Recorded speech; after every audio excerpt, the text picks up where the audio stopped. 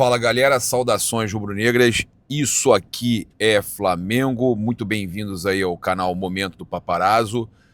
A gente tem aqui uma situação para falar antes da gente trazer os bastidores aí do jogo, essa confusão que rolou. Cara, a gente zoa, brinca ontem e tal, mas nunca é bom ter confusão, né? Fica a preocupação aí, inclusive, para o jogo, para os dois jogos do Brasileiro, né? Tem um jogo lá também no Engenhão, tem um jogo no Maracanã, a segurança muito maior. A preocupação, não digo nem com torcida, porque sempre vai ter o policiamento e tal, é mais a preocupação mesmo do que vai acontecer, né? Esses jogadores agora, acho que era necessário passar uma borracha nisso aí, chamar os dois elencos até para... Ou a punição ser severa. A punição ser severa, pegar realmente quem começou e mostrar que não tem que acontecer esse tipo de coisa. Com relação aí a questão do Barbosa, ele saiu realmente com um dente faltando e foi o soco do cria, o Cleiton. A gente não vai nunca estimular briga, o pessoal zoa, a gente entrou na brincadeira e tal, mas a gente não vai estimular briga. Agora, o soco do Cleiton fez estrago e a dentista do Barbosa agradece, ou o dentista, né? A gente não sabe quem será. Agora, a questão do jogo, acho que o Flamengo mereceu desde o primeiro tempo. O Flamengo teve mais chances, inclusive criou muito no começo do jogo. As oportunidades que o Flamengo criou, ele não aproveitou. Parou ali no John, o Bruno Henrique quase fez um gol logo no começo da partida. Agora, a gente tem que dizer o seguinte, inclusive nossa equipe conversou com o Juninho, a entrada desleal do Barbosa, o mesmo que perdeu o dente, a entrada desleal dele, e sempre o Barbosa envolvido nessas situações, né? Isso é preciso ser falado. E eu achei importante a defesa do Danilo também com relação ao Gerson, e a gente viu imagens do André Mourão, tá lá no nosso Insta, a imagem é clara que o Gerson não agride o Barbosa, ele não merecia ser expulso, ele empurra o Barbosa para tirar o Barbosa de cima do Bruno Henrique, tá? Então, a cena do Gerson com o Barbosa, ele não merecia ser expulso. O Cleiton, ele dá o soco. Aí, agressão, ok. O Barbosa também dá um soco. Agressão, ok. Os dois têm que ser expulsos, normal. Agora, o Gerson foi injustiça, como disse bem o Danilo.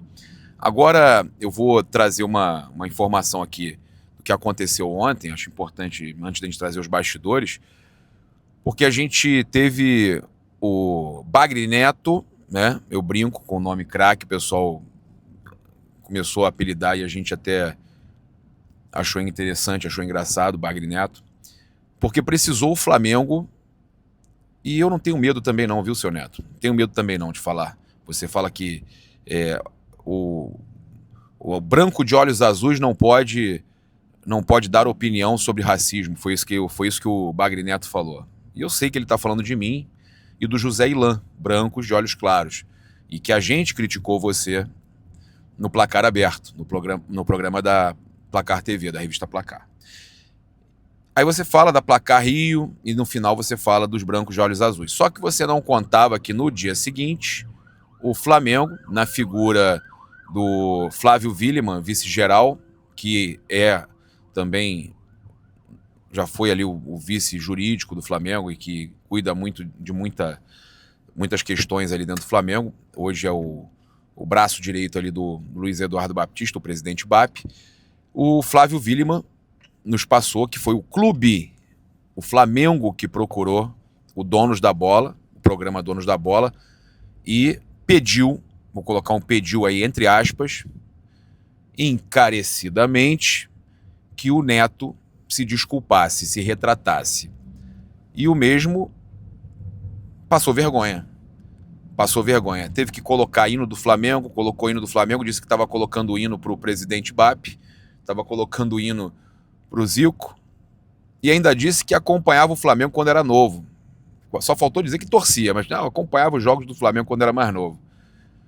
E aí ele então cita o presidente, cita o Flamengo e pede desculpa, diz que realmente extrapolou no comentário dele, que foi infeliz, né, sobre a questão do Hugo Souza. Ele fala que ele foi infeliz naquele comentário, mas deixa claro que toca o hino do Flamengo 2 vezes e tudo mais.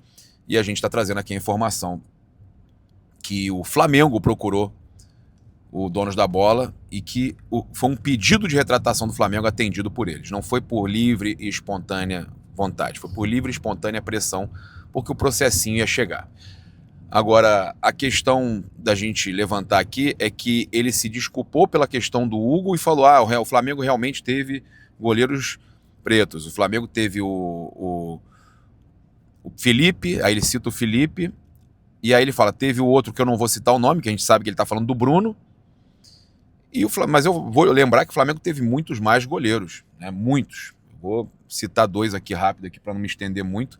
O Adriano, da década de 80, e o Neneca, que deu até o apelido para o Hugo, né? Que gerou o apelido do Hugo. Então, gente, para deixar claro, o Neto esqueceu de se retratar com relação aos meninos do Ninho, às famílias dos meninos que infelizmente se foram na tragédia do Ninho.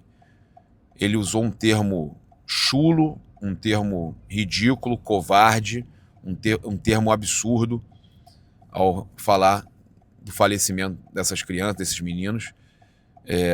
Ele mesmo fala anjos, né? São anjos mesmo esses meninos.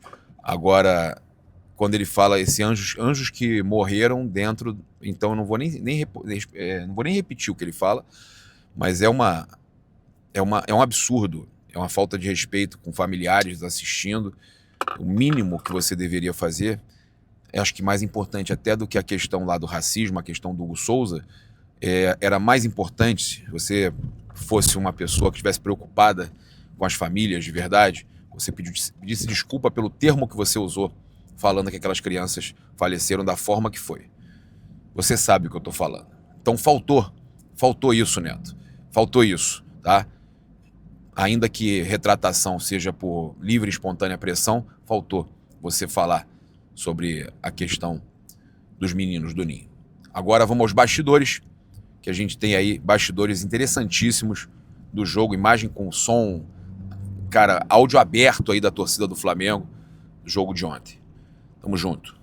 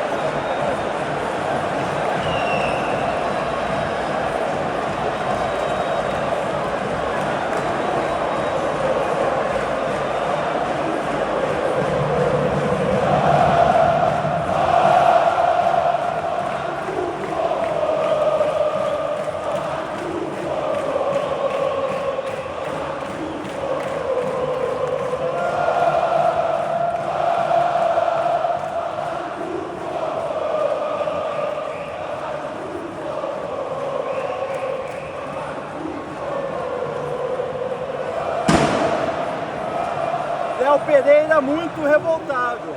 Léo Pereira falando por ali com o Gabriel Skinner. Agora chegando ali o goleiro John do Botafogo, os jogadores do Botafogo. Léo Pereira está muito revoltado. Escutou alguma coisa que não gostou. O camisa 4 do Flamengo.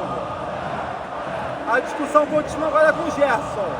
Gerson está expulso e não enfrenta o Vasco da Gama na próxima rodada. O diretor José Boto por ali, pedindo para os jogadores saírem. O Rodrigo Paiva também por ali, conversando com o segurança do Botafogo. A discussão continua.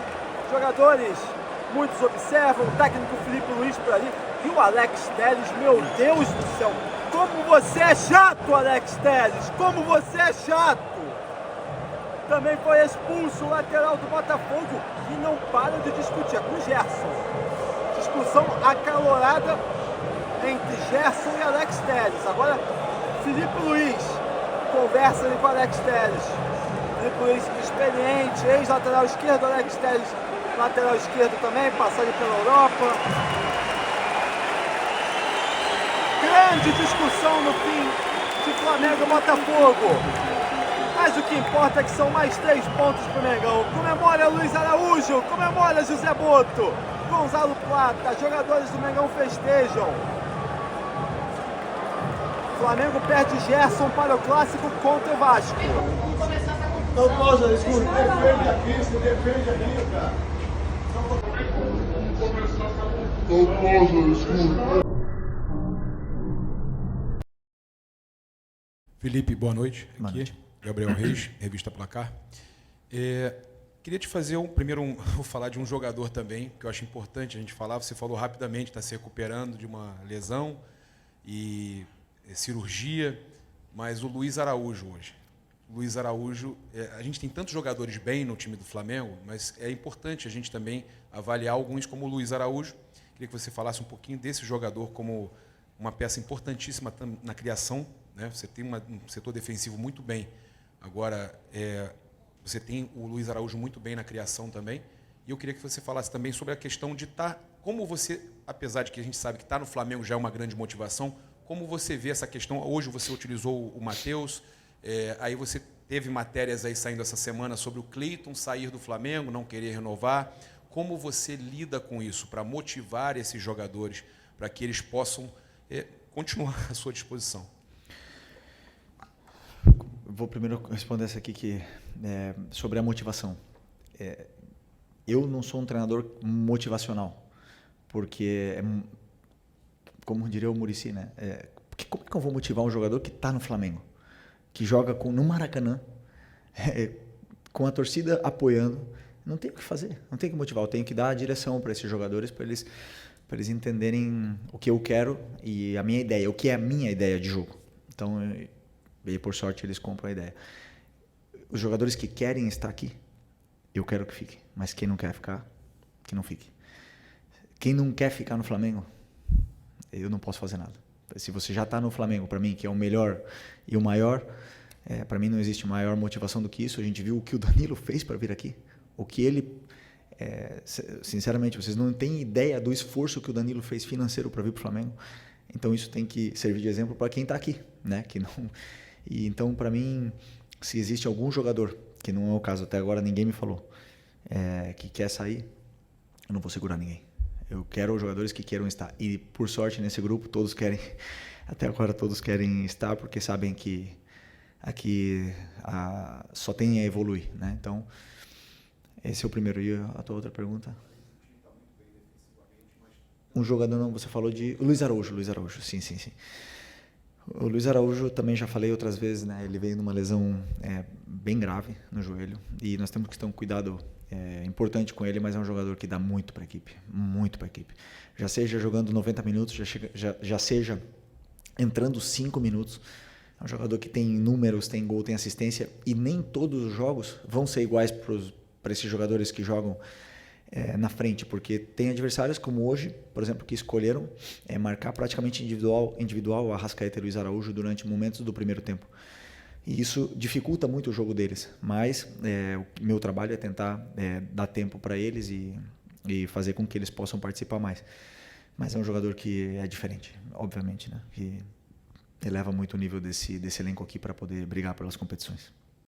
Já é uma posição que eu já joguei algumas vezes, mas o Felipe me falou na semana que era uma opção jogar pela esquerda, então me preparei como se fosse jogar pela direita, mas sabendo que a condição muda. Mas, como já falei, tinha a confiança dele, a confiança dos companheiros, por isso que eu tive possibilidade de jogo. E o lance? O lance foi importante para nós. Tomar esse gol aí que foi comemorado com esse feito gol. Varela, hoje um jogo bem diferente daquela final da Supercopa. Como é que você principalmente viu esse jogo dentro de campo?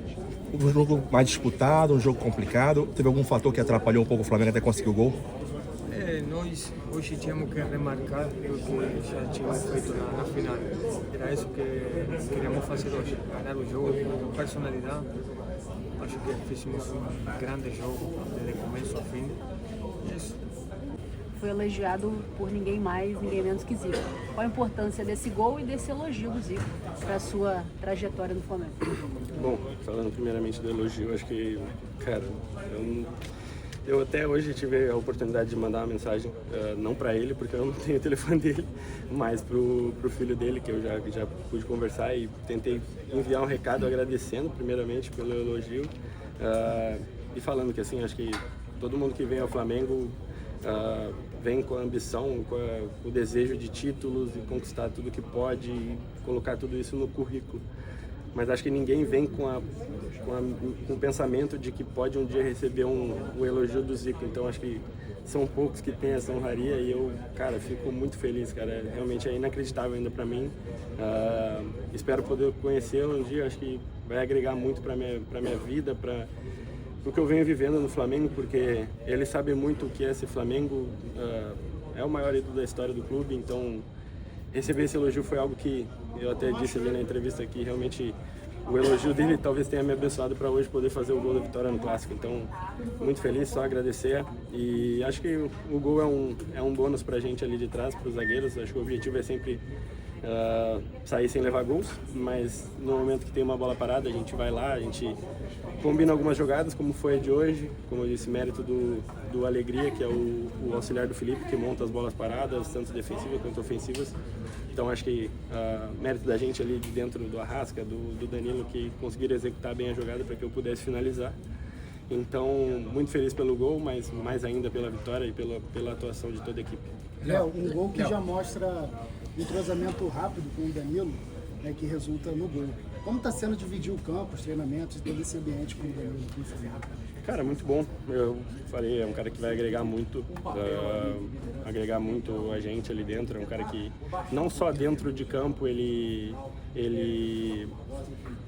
ajuda a gente, mas quando ele está fora também, sendo um líder, mesmo não jogando, dando muita força para mim, para o Léo, para o João, para o Cleiton, para os outros zagueiros. Ele vai agregar muito para a gente a longo prazo. É um jogador que dispensa comentários. Casualmente, foi o primeiro jogador que eu conheci quando eu cheguei na seleção brasileira pela primeira vez. Me lembro ainda hoje de chegar no café e ele era o único que estava lá quando eu cheguei. Então foi o primeiro jogador que eu conheci e naquele momento eu já vi que era um cara diferenciado assim, de cabeça, um cara muito bom e que vai agregar muito, acho que não só na minha carreira como jogador, mas na minha vida na minha vida pessoal. Então acho que dispensa comentários, mas a gente está sempre muito preparado ali, todos os jogadores, a gente reveza muito durante os treinos, tanto eu com o Danilo, eu com o Léo com o João e todo mundo treina com todo mundo, para que quando chegue para o jogo, quem for escalado pelo Felipe vai estar pronto para dar conta do recado com um bom entrosamento. Ensaiada, gol bonito e infelizmente parece ter uma outra jogada ensaiada que foi o Botafogo aguardando o Flamengo no túnel, teve mais confusão. No Brasil, você voltando, vendo isso, mudou alguma coisa? Por que você acha que continua acontecendo isso com jogadores tão experientes, dois times tão em foco no Brasil e importantes no mundo também? Pô, jogada ensaiada, o Ortiz quebrou. Eu não deveria ter falado que era jogada ensaiada, mas a gente vai ter que mudar, né? Quanto àquilo que aconteceu no final do jogo, eu prefiro ir por outra vertente. Como eu falei ali nas outras duas vezes que eu parei, acho que a gente tem um produto maravilhoso em mãos, que é o futebol brasileiro. Eu acho que a gente só precisa unir forças para todos, a imprensa, jogadores, árbitros, todo mundo que participa daquilo que é o futebol, para poder vender um produto melhor. Acho que esse tipo de acontecimento que teve no final, independente de dizer quem é culpado ou não, isso só diminui a força do futebol brasileiro enquanto produto, né? Porque quem está assistindo não quer assistir isso. Eu acho que a gente tem um potencial enorme, a gente só precisa assumir um pouco mais a responsabilidade de fazer um produto melhor.